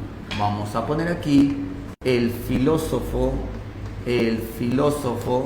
sería Thomas Kuhn, que estoy hablando hoy, que tengo, ¿no? Karl Popper. Mi cerebro, me está jugando en contra. ¿Qué ha pasado, mi cerebro? Subir arriba, subir abajo. Más mejor. Es el Alzheimer, no. ¿Te imaginas ser profesor y perder la memoria? Hay destinos más trágicos, creo yo. Pero continuemos, ya. Hablemos del K-popito Karl Popper, ¿correcto? Karl Popper va a empezar con lo que llamará él la diferencia asimétrica. La diferencia asimétrica. ¿Y qué es la diferencia asimétrica, profesor? La diferencia asimétrica es una comparación que hace Popper entre ¿quién? Popper va a comparar la verificación con la refutación. ¿Así? Sí. ¿Para qué, profe? ¿Para qué los va a comparar? Sencillo. Para poder determinar cuál es mejor. Los neopositivistas se inclinaban por usar la verificación como forma de representar y distinguir a la ciencia. Pero vamos a ver, dice Popper. Popper concluye de que no. Más que la verificación, más adecuado sería la refutación. De hecho, Popper demuestra de que la verificación es imposible. ¿Por qué imposible? Porque la verificación no puede darse del todo. Verificar quiere decir conocer todos los casos a favor de una teoría, pero eso es imposible para poder conocer. En cambio, la refutación, que no te pide mucho, es más factible o posible de realizar. Entonces, Popper termina rechazando la verificación y Popper, cuando habla ahora de la demarcación científica, Popper ahora se inclina a señalar de que la ciencia se diferencia no por ser verificable, sino por ser refutable o falsable también se le llama. Ya, profe, ahora respecto a la metodología, ¿qué propone Popper, profe? La metodología. Respecto a la metodología, ¿qué propone Popper? Popper propone que respecto a la metodología, lo más importante no es la inducción, sino la deducción. La deducción, pero a partir de hipótesis universales. A partir de hipótesis universales. ¿Ya? Ahora, profe, respecto a la metafísica, ¿qué propone Popper? ¿Popper también descarta, rechaza la metafísica? No. Popper lo que va a hacer a la metafísica es revalorarla. La revalora. ¿Qué quiere decir revalorarla? Le da un nuevo valor a la metafísica. Mientras que ellos la desprecian, Popper va a decir, ya, la metafísica no es ciencia, pero no es mala del todo. Porque si revisamos la historia, a lo largo de la historia los científicos han recurrido a la filosofía y la metafísica para poder encontrar nuevas teorías que inspiren a teorías científicas, ¿no? Vamos a poner aquí entonces la metafísica sirve de inspiración para la ciencia.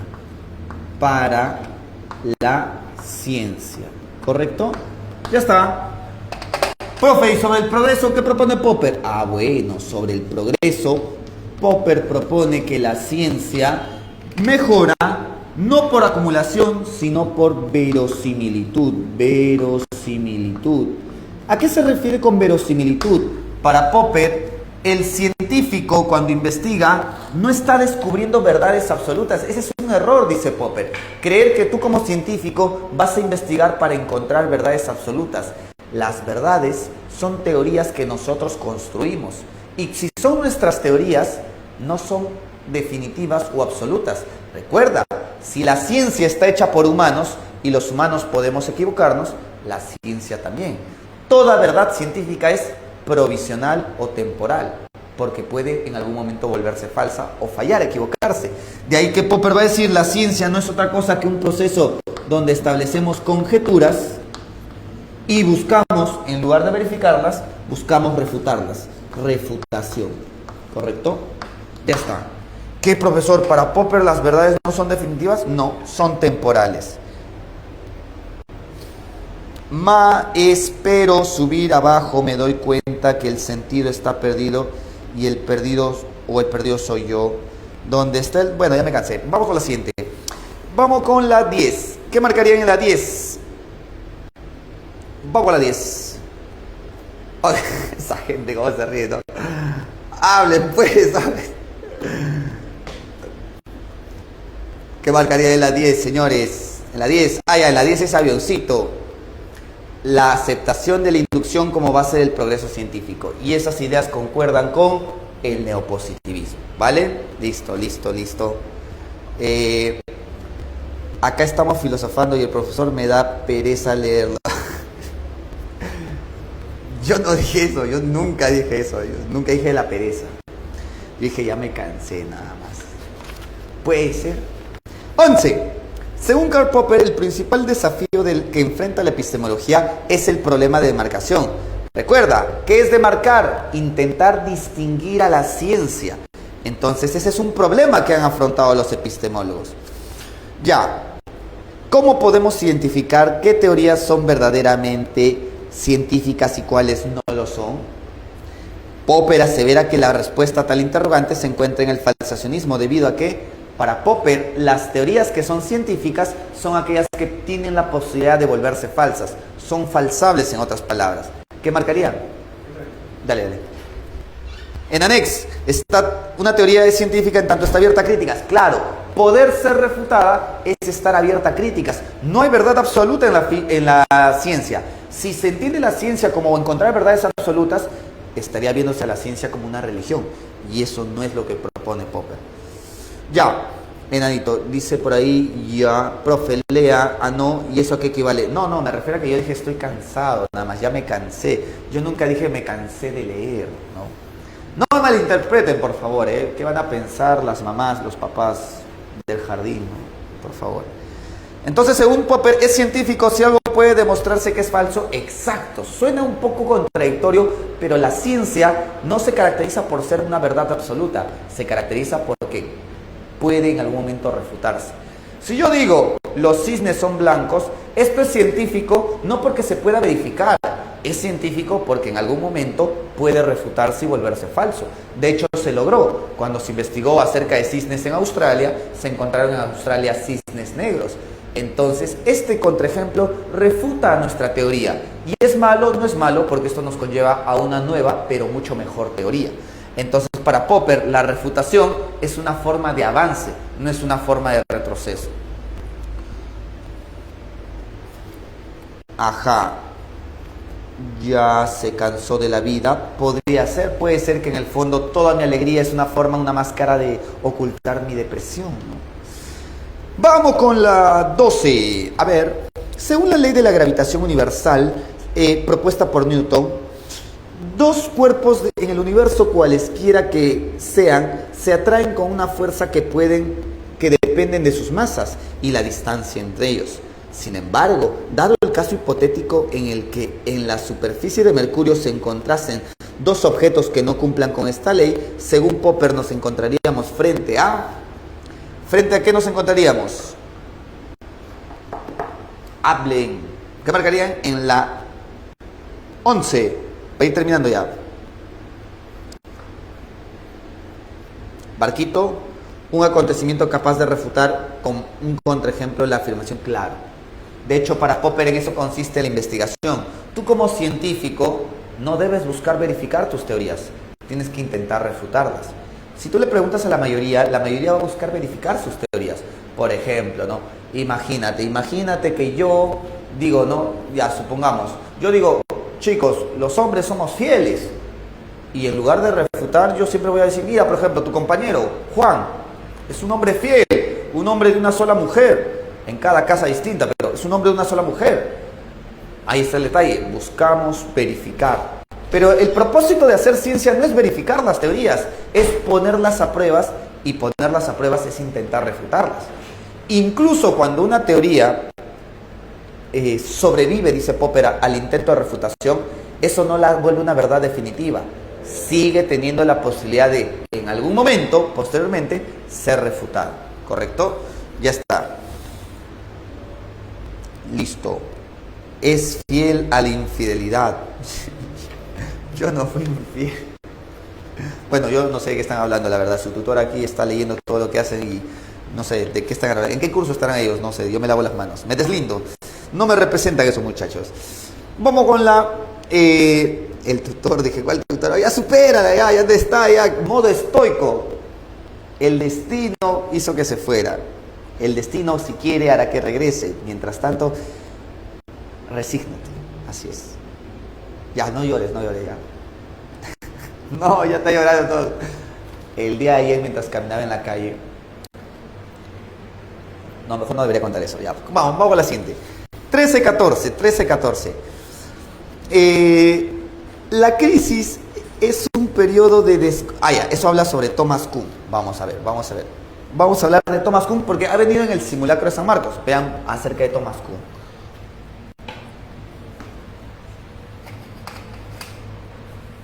Vamos a hablar sobre Thomas Kuhn. Ha venido en examen de admisión y tienen que estar enterados de qué propone Thomas Kuhn. Ya. A ver. Casi, ya.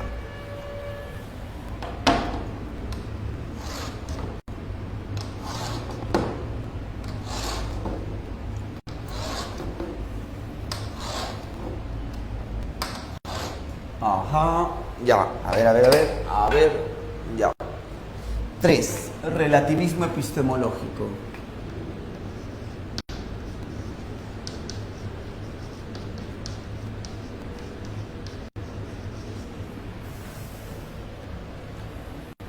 Relativismo epistemológico. Relativismo epistemológico, ¿vale? Ya. Relativismo epistemológico. Muy bien. ¿Qué filósofo representa esta teoría? El filósofo o epistemólogo que representa esta teoría será llamado Thomas Kuhn. Thomas Kuhn. Correcto. Muy bien.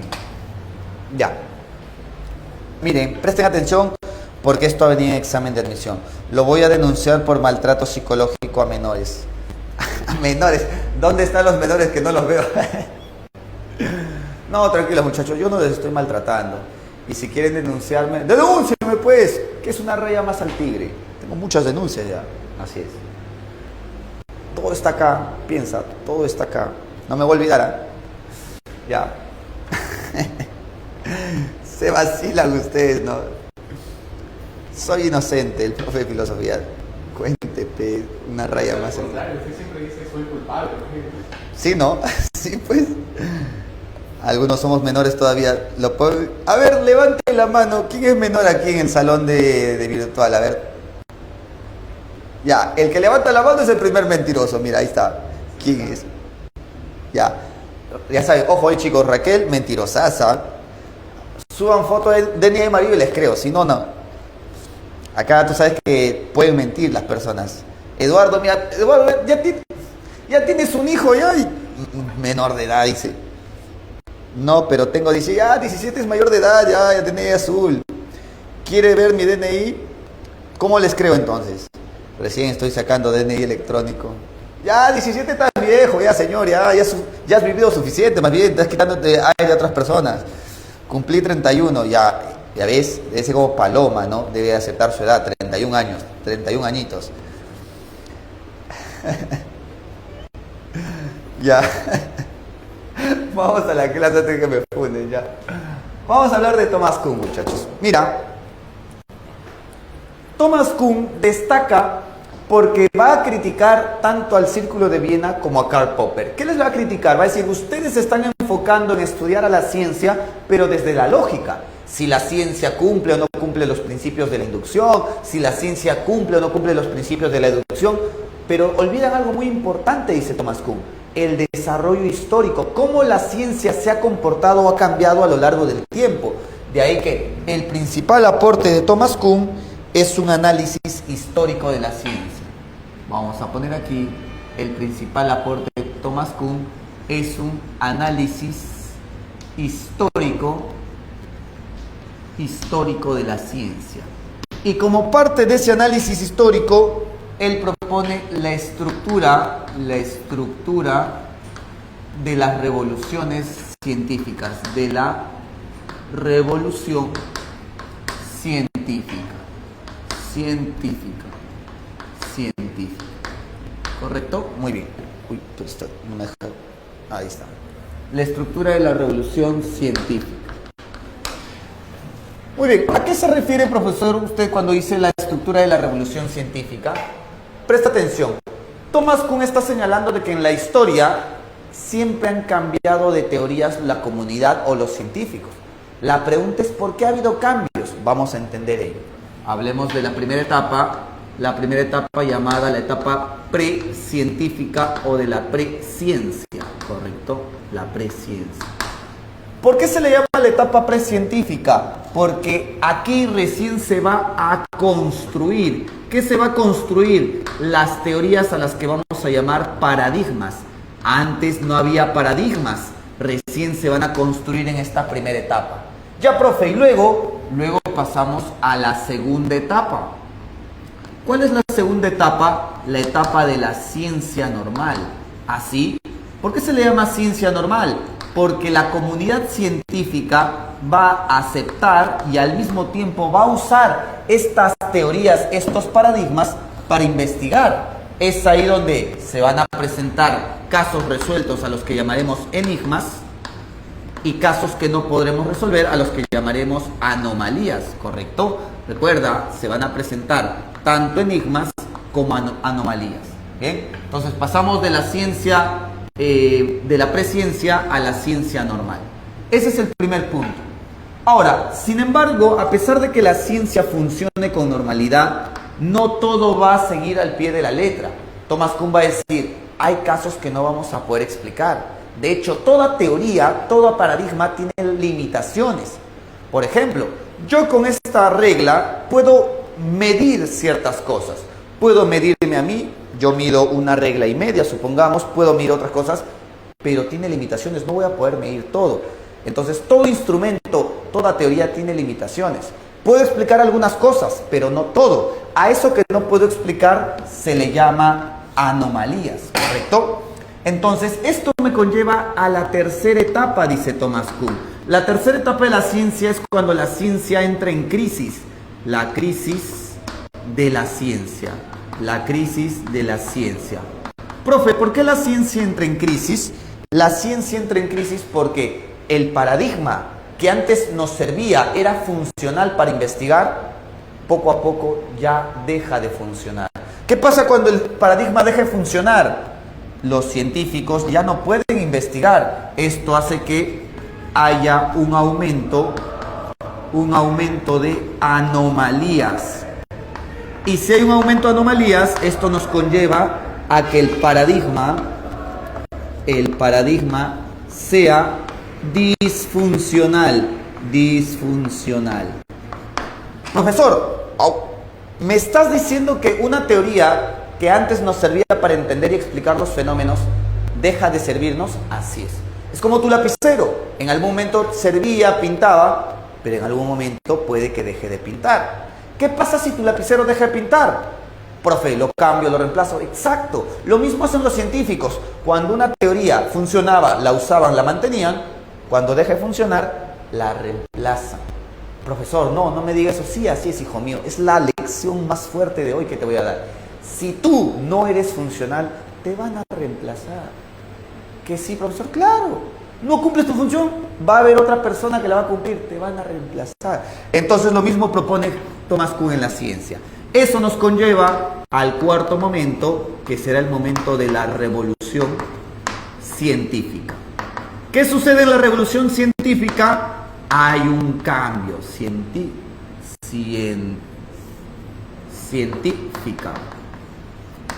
¿Qué hay en la revolución científica? Un cambio. ¿Un cambio de qué, profe? Un cambio de paradigma. ¿Correcto? Que luego va a pasar otra vez a la ciencia normal. Se va a volver ciencia normal. Así es. Este es el proceso que está describiendo Thomas Kuhn. Ahora, ojo. Antes que me gane la hora, voy a decir aquí punto clave que ha venido en examen de admisión. Hasta aquí la mayoría de profesores te enseñan. Hasta aquí los libros vas a encontrar que te dicen eso. Pero en el examen de admisión han preguntado algo que no estaba en los libros. Han preguntado algo que incluso muchas veces los profesores no enseñan porque dicen que no va a venir. Por suerte yo a mis estudiantes siempre les explicaba eso. La pregunta es, ¿por qué o qué nos conlleva a cambiar un paradigma por otro? Y tú dirás, fácil, profe, usted lo dijo. El paradigma anterior ya no sirve y lo vamos a reemplazar por otro. Ya, exacto. Si reemplazamos al paradigma anterior es porque ya no sirve, no es útil, no es funcional. Pero la pregunta que hace Thomas Kuhn es, ¿por cuál otro lo vamos a reemplazar? Porque paradigmas no hay uno solo. Es más, él dice, hay una competencia de paradigmas, varios paradigmas listos, preparados para poder reemplazar al anterior. Pero ¿a cuál elegimos y por qué lo elegimos? La mayoría de nosotros creeríamos que lo elegiríamos ¿por qué? Porque es más racional o es más verdadero. Y eso es falso, dice Thomas Kuhn. Los mismos científicos, cuando eligen una nueva teoría, la eligen simplemente por qué tan conveniente o útil puede ser. ¿Por qué? Porque mira, aquí el científico tiene anomalías que quiere explicar, pero no puede explicar. Entonces, cuando cambie de paradigma, no va a elegir al mejor paradigma, porque no hay forma de saber si es un mejor paradigma. Simplemente va a elegir al paradigma orientándose por qué tan beneficioso o útil puede ser. Y ese es un aspecto psicológico, la persuasión. Vamos a poner un ejemplo sencillo para que me entiendas esto, ¿no? Porque esto es lo que viene en el examen de admisión. Básicamente, mira, tú aquí en este momento racionalmente dices, profe, yo cuando tenga mi pareja va a ser bueno, va a ser detallista, va a ser musculoso, va a tener mucho dinero, ya. Eso es lo que tú dices ahora de forma racional. Pero la pregunta es, muchas de las personas que llegan a tener su pareja, ¿realmente su pareja coincide con todo lo que estas personas buscaban o querían? Pues no. ¿Por qué? Porque muchas personas como ustedes van a decir, profesor, yo jamás, y terminan en una relación tóxica. Porque toman decisiones irracionales, conllevados más que nada por elementos psicológicos y persuasivos. Por ejemplo, hay personas que dicen, no es muy guapo, pero tiene plata. Ese es un elemento persuasivo. No lo eliges por ser la mejor persona. De hecho, no hay forma de saber si es alguien una mejor persona. Lo eliges simplemente por elementos psicológicos y persuasivos. Y lo mismo pasa en la ciencia, ¿no? Lo mismo pasa en la ciencia. Por eso va a decir que la ciencia tiene un rasgo irracional. Profe, ¿puede explicar una vez ese último esquemita? Depende. Si te llamas Matías, no. Yo a los Matías no les explico. A ver cómo te llamas. Uy, qué lástima, te llamas Matías. Bueno, miren, conste que yo quería, explícame. Ya. Ya. Presten atención entonces al esquema. Thomas Kuhn quiere mostrar que en la historia de la ciencia, las teorías no se mantienen. Las teorías van siendo reemplazadas unas por otras. Eso es lo que quiere demostrar Thomas Kuhn.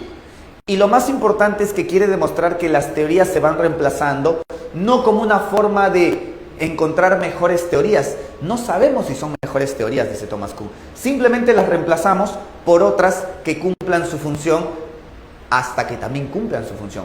Por eso les pongo la analogía.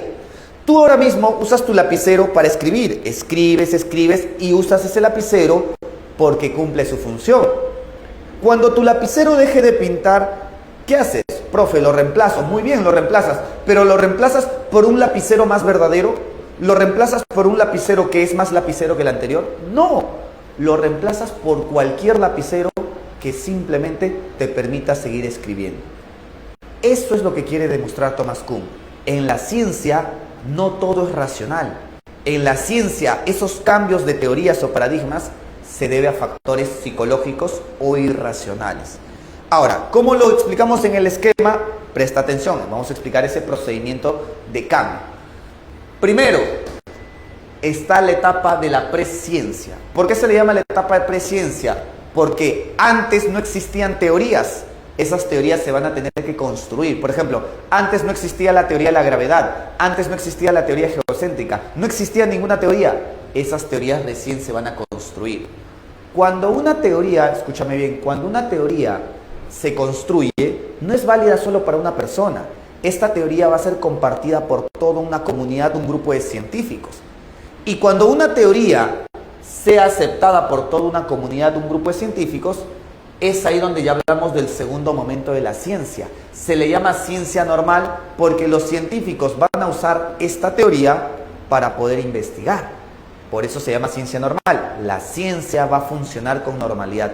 ¿Y cuál es la función de la ciencia, profesor? La función de la ciencia es explicar, describir y ayudarnos a entender el mundo. Entonces, en la ciencia normal, presta atención, los científicos usan el paradigma o la teoría para explicar algunos casos, a lo que vamos a llamar enigmas. Pero también los científicos no van a poder explicar todo. Eso que no van a explicar se les va a llamar anomalías. Entonces, en la ciencia normal hay enigmas, que son casos explicados y resueltos, y hay anomalías, que son casos que no podemos explicar, casos no resueltos, ¿correcto? Entonces, poco a poco llega un momento donde la ciencia entra en crisis. ¿Por qué la ciencia entra en crisis? Porque tu paradigma o tu teoría cada vez va explicando menos. Es como un lapicero, cada vez deja de pintar, cada vez deja de explicar. ¿Y qué pasa si un paradigma o una teoría no explica? Se aumentan las anomalías, aumentan los casos inexplicables. Y si la ciencia ya no puede explicar, la ciencia está en crisis. Por eso se le llama así, ciencia en crisis o crisis de la ciencia. Y si la ciencia está en crisis porque el paradigma no puede explicar, ¿cómo resolvemos el problema? Cambiando de paradigma. Eso nos lleva al cuarto paso, al cuarto momento de la revolución científica. La revolución científica es cuando hay un cambio de paradigma. Y ese cambio nos conlleva otra vez a la ciencia normal, que otra vez más adelante va a entrar en crisis, que otra vez más adelante va a haber un cambio, que otra vez se va a volver ciencia normal, y así con un proceso cíclico. Por ese proceso pasa la ciencia. ¿Me dejo entender? ¿Se entiende o pasó por ahí desapercibido? Ya, muchas gracias. Listo. Chipi dice, ya, muy bien, Eduardo, gracias por decirme tu nombre. Vamos ahí con la pregunta 13-14. Me voy a cambiar de nombre, no se preocupe, depende. Si te llamas Alexander, tampoco voy a responder tus dudas. Profesor, ¿cuál era el nombre del neopositivismo? Me olvidé para anotarlo. Ya, no te preocupes, hijo mío, yo estoy aquí para atender todas tus dudas hasta las 3 de la tarde, voy a perderme el almuerzo. No importa, todo sea por tu ingreso, así es. Lo vuelvo a repetir, los otros nombres son neoempirismo, positivismo lógico, empirismo lógico o neopositivismo. Esos 4 nombres. Vuelvo a repetir, neoempirismo, positivismo lógico, empirismo lógico o neopositivismo. Ha venido con otros nombres ya anteriormente en el examen de admisión, por eso lo menciono. También en Karl Popper, la filosofía de Karl Popper se puede llamar falsacionismo, refutacionismo o racionalismo crítico, ¿vale? Ya, muy bien. Clave en la 13, clave para terminar. Mira, mi almuerzo ya se va. Hablen. Según lo expuesto en el apartado anterior, podemos afirmar que una clave, a ver, ¿habría un total respaldo de la comunidad científica? No, se podría establecer el periodo de ciencia normal de teoría de ciencia. La teoría existe según habría soluciones que pueden, el paradigma vigente ha llegado a un punto, la clave sería la E, 13, enano, ha llegado a un punto sin retorno porque va a tener que ser reemplazado. Vamos con la 14, teniendo en cuenta el texto expuesto se podría inferir que previo a las anomalías, ¿qué sucede previo a las anomalías, muchachos? Previo a las anomalías, el paradigma es funcional, el paradigma puede ser explicado, ¿me dejo entender? Ya, entonces, clave, la comunidad científica respalda el paradigma vigente. Las anomalías, el paradigma vigente ya presenta problemas sin solución. Habría una constante crítica a la comunidad, ya se podría preservar un signo de teoría vigente que ha llegado a un punto muerto. Habría un respaldo a la vez que descontento de la comunidad del paradigma vigente científica. Ya, previo a las anomalías, la comunidad científica respalda el paradigma vigente. ¿Qué quiere decir respalda? Apoya. 15. La propuesta epistemológica que sostiene que la ciencia carece de un método riguroso y por lo tanto no es fundamentalmente diferente de la metodología. Ya ese es anarquismo epistemológico. Feyerabend, vamos a poner algo puntual nada más. Ya. Muy bien. Vamos aquí, puntual. Una chiqui para terminar. 4. Anarquismo epistemológico. Anarquismo epistemológico. Epistemológico.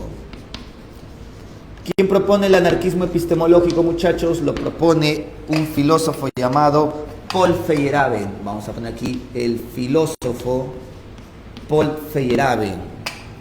Paul Feyerabend. Feyerabend. ¿Correcto? Muy bien. Entonces, ¿qué pasa con Paul Feyerabend? Escucha bien. Paul Feyerabend va a señalar de que la ciencia se ha querido distinguir por el famoso método científico. Feyerabend va a señalar de que la ciencia y su método no son otra cosa que una forma de imposición de conocimiento.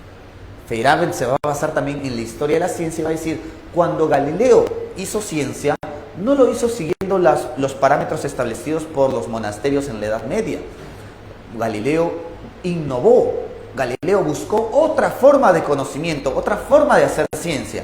Entonces la ciencia se caracteriza principalmente por ser rebelde, pero la ciencia que está construyendo, principalmente critica a los neopositivistas, la ciencia que están construyendo los neopositivistas, que te dicen, oye, haz esto, oye, usa este método, es una ciencia que no es realmente una ciencia, ya se parece más a una religión dogmática e impositiva.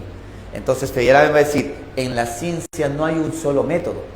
Feyerabend quiere construir una ciencia democrática. ¿Y qué es una ciencia democrática? Que todo método sea válido. Todo vale. Todo es ciencia. Todo es ciencia. No hay un solo método. No hay un solo método. Un solo método válido. Por eso se llama anarquismo epistemológico. La palabra anarquía significa en contra de la autoridad. Y Feyerabend señala de que si el método es una autoridad, tenemos que deshacernos de esa autoridad, porque en la ciencia y en la filosofía la búsqueda de conocimientos no tiene que tener límites o imposiciones. Bien, muchachos, nos quedamos hasta aquí. Espero haber respondido todas sus duditas. ¿Alguna última duda antes de retirarme? Tienen hasta las 3, por supuesto, yo no almuerzo, yo hago fotosíntesis nomás, por supuesto, sí, tómense todo el tiempo del mundo. Ya. ¿Puedes repetir todo? Por supuesto, hijita. Solo pones el video desde el inicio y por 2 lo vas a repetir. La planta Saulito dice. Un resumen de todo, profito. En Facebook nomás, profe Almuerce, gracias. Un aplauso para Alicia, por favor, que tiene la foto de un chinito coreano. Un aplauso, por favor. La única persona que se ha preocupado por mí es, profesor, por favor, Almuerce, ¿no? Los demás repita. Un chinito coreano. Ya, listo. Muy bien, gracias, hijos míos. Ya, sea feliz. Muy bien, voy a ser feliz comiendo. Mi momento feliz del día. Se acabó sus 2 horas. Es más, mira, les he regalado 15 minutos. Le voy a cobrar a la academia 15 minutos por ser padre. Ya. Nos vemos, hijos míos. Cuídense. Un gusto. Ya está, mi estimado tutor. Listo, maestro. Muchas gracias.